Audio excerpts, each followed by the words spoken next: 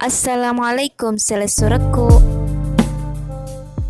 Assalamualaikum warahmatullahi wabarakatuh, teman-teman sekalian. Jadi di video kali ini saya akan melanjutkan video sebelumnya, itu tentang Re. Dan video yang sebelumnya saya membahas buku ini tentang Re. Dan kalau kalian belum menonton video yang sebelumnya, silahkan ditonton dulu baru lanjut di video ini. Karena lanjutan dari buku ini saya akan cerita di video ini, itu tentang ini, perempuan, dan kisahnya juga tentang Rey, teman-teman. Sedikit saya ceritakan di buku ini kembali bahwa Rey juga sebelumnya meninggal di cerita ini. Seperti teman-temannya yang lain, dia mati dibunuh oleh suruhannya Mami Lani, dan Rey tersalib di tiang listrik. Seperti itu, teman-teman. Di sini sebelumnya Rey telah melahirkan dan dia tidak membesarkan anaknya sendiri, tetapi dia menitipkan kepada orang lain. Jadi Rey hanya merawat anaknya itu sampai 3 bulan. Setelah itu dia menitipkannya kepada orang lain. Setelah itu Rey hanya melihatnya dari jarak jauh. Dia tidak bisa memeluk anaknya si Melur namanya, teman-teman. Jadi setelah itu dia tidak pernah lagi memeluk anaknya karena dia tidak mau keringatnya itu ya bersentuhan dengan anaknya itu, si Melur. Jadi dia tidak mau keringatnya itu sebagai seorang pelacur itu juga tercampur dengan anaknya. Buku ini tebalnya 188 halaman. Kita lihat dari daftar isinya. Sedikit singkat. Jadi buku ini juga ditulis oleh Kang Maman. Terbitnya itu pada tahun 2016, cetakan pertamanya. Kita review ya, teman-teman. Kertasnya seperti dengan buku yang sebelumnya juga. Nah, di sini saya bacakan sedikit, teman-teman. Khusus tentang apa yang dialami Rere dan Melur, aku ingin menyampaikan kepada dunia bahwa dari rahim seorang PSK terlahir seorang anak perempuan yang kini bergelar PhD in Economics. Lulusan universitas ternama di luar negeri pula. Anak aparat malah memilih profesi yang kerap disebut di media cetak dan layar kaca sebagai sampah masyarakat. Ya, karena kita lihat pada umumnya kebanyakan anak-anak yang lahir dari rahim seorang pelacur ya itu putus sekolah apa dan sebagainya, tapi bagi si Melur dia mampu sekolah sampai di luar negeri. Lanjut, teman-teman, saya bacakan kembali ini halaman 98. Anak kiai atau pendeta belum atau pendeta. Anak pelacur belum tentu menerima kutukan turun-temurun menjadi pelacur.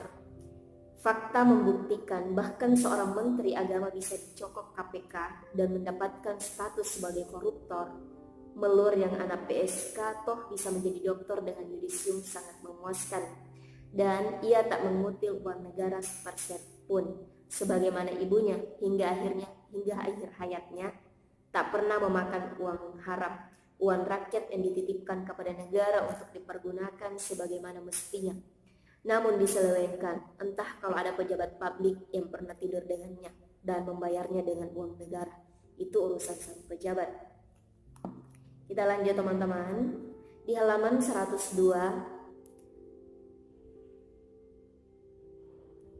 Oke, ini perumpamaan. Teh manis ini harta karun.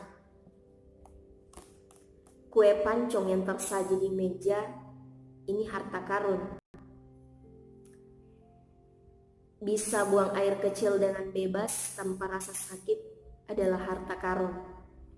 Herman kembali bertanya dengannya, "Dari mana kamu melihatnya?"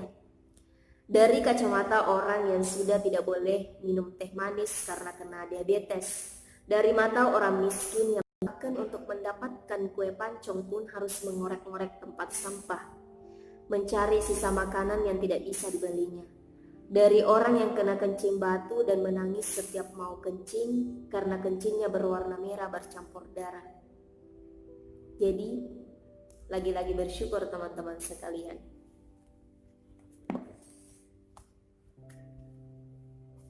Masih ada, teman-teman. Saya lanjut bacakan di halaman 178. Oke, ini pesan untuk kita semua.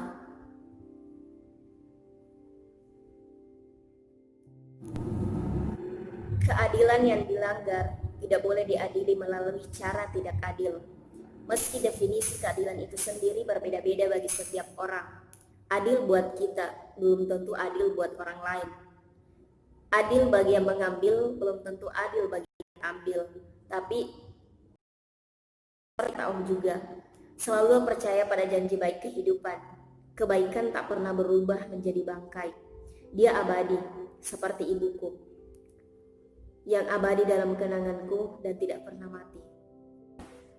Buku ini bercerita tentang Melur yang melanjutkan kuliahnya ke Tokyo, yang meraih gelar PhD, seorang anak pelacur, seorang yang lahir dari rahim seorang PSK itu mampu menyandang gelar PhD atau menyelesaikan S1, S2, bahkan sampai mendapatkan gelar PhD. Bukankah itu hebat teman-teman sekalian? Seperti yang tadi saya bacakan, bahwa tidak selamanya seorang anak yang lahir dari rahim PSK itu akan terlahir sebagai pelacur juga.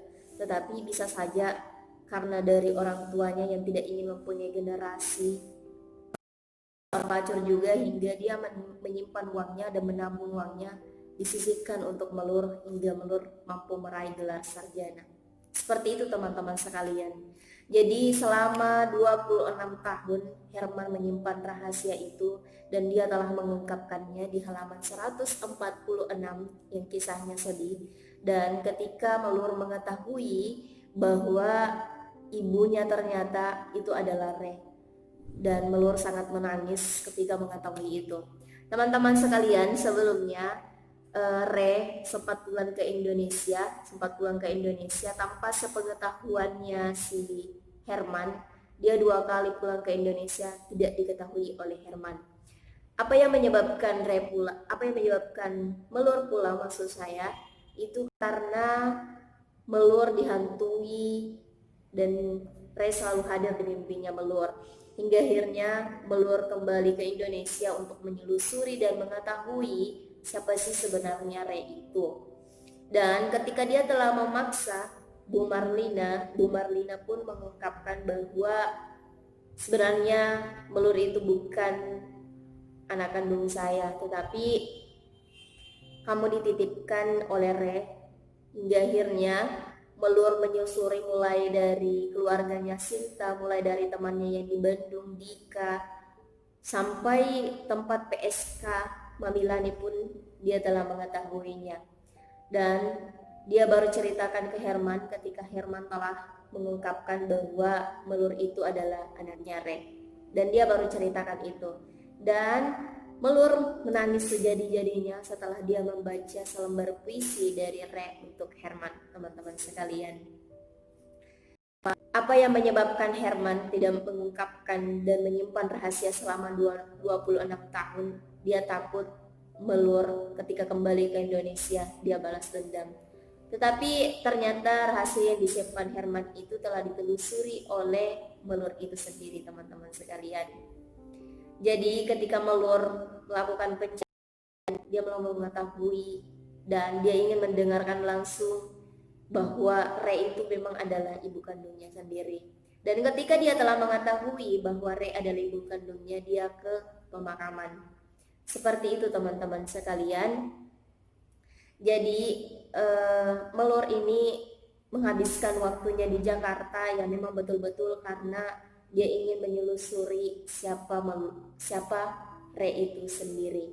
Dan tidak rugi dari pencariannya itu, hingga akhirnya dia mengetahui bahwa Re ternyata adalah ibu kandungnya. Dan tahukah kalian teman-teman sekalian, dengan nama yang kalian lihat dari perempuan yang RE disingkat di sini, ternyata dia punya nama lengkap Rabia Al-Adawiyah. Kenapa Rabia Al-Adawiyah? Dan Herman pun sebenarnya tidak mengetahui bahwa nama lengkapnya Re adalah Rabia Al-Adawiyah. Sedangkan Re pernah bercerita ke Herman bahwa ibunya sering membacakan tentang kisahnya Rabia Al-Adawiyah. Dan Re menyukai kisah dari seorang sufi ini. ini tokoh sufi, itu Rabia Al-Adawiyah, sehingga namanya disebut Rabia. Seperti itu teman-teman dari kisahnya Re, dan sampai akhirnya Re ketika Herman mengetahui bahwa di TV ada seorang anggota DPRD yang meninggal dunia dengan mengalami kecelakaan yang mengenaskan. Teman-teman, siapa sih Surya Buana Putra ini? Kenapa tidak asing di telinganya Herman? Ternyata teman-teman sekalian, Surya Buana Putra adalah putra dari Mami Lani, seorang bos pelacur yang telah memaksa Re untuk menjadi seorang PSK. Dan ketika Herman bertanya kepada Melur apakah dia mengetahui penyebab kematiannya si Surya Buana Putra ini, Melur tidak mengakuinya karena Melur ini mengetahui segala apa yang terjadi di mobil. Dia mengetahui mobil harus diperbaiki ininya, mengerti semua jenis-jenis apa yang ada di mobil. Namun Melur tidak mengakui bahwa dia yang telah menyebabkan kematian Surya Buana Putra. Dan ternyata teman-teman, setelah Herman datang ke pemakaman Re, ketika dia tanya dari petugas yang ada di pemakaman, dia mengatakan bahwa Re pernah hadir di tempat ini. Dia datang bersama seorang pejabat yang pakaiannya luar biasa, dan dia menyuruh saya untuk memperbaiki makamnya Re. Dan ternyata betul, Melur datang bersama dengan Surya Buana Putra. Entah dari mana dia bisa tahu, entah dari mana dia bisa kenal tentang anaknya si Surya Buana Putra. Yang jelas mungkin dari pencariannya selama 2 tahun untuk menyelusuri siapa sebenarnya Re, hingga akhirnya Surya Buana Putra meninggal dunia teman-teman. Oke, jadi itu kisahnya tentang Melur, tentang kisahnya Re sebagai seorang pelacur, dan balas dendamnya Melur itu terbalaskan dengan si Surya Buana Putra. Meskipun di buku ini tidak diungkapkan bahwa kematian Surya Buana Putra itu disebabkan oleh Melur, tetapi dari alur ceritanya itu menjelaskan bahwa yang Melur adalah penyebab dari kematian ini teman-teman sekalian. Baik, dari 2 buku ini saya mengambil sebuah kesimpulan bahwa sebagai seorang perempuan kita harus menjaga betul-betul diri kita, karena di luar sana bukan hanya manusia baik kita temui, tetapi ada juga manusia-manusia yang berkedok baik yang kita akan temui. Seperti itu teman-teman sekalian. Dari 2 buku ini kisahnya Re, bahwa cerita ini bukan hanya sekedar fiktif belaka yang dikarang-karang lalu dibuat menjadi sebuah buku. Itu tidak teman-teman. Karena Herman mengangkat buku ini, menulis cerita ini itu karena berawal dari skripsinya teman-teman. Jadi buku ini bukan hanya sekedar karangan belaka, tetapi ini adalah sesuatu yang nyata, lokasinya, kejadiannya itu adalah sesuatu yang nyata karena diangkat dari sebuah skripsi teman-teman. Seperti itu, terima kasih telah menonton video ini. Sampai jumpa di video selanjutnya teman-teman sekalian. Assalamualaikum warahmatullahi wabarakatuh.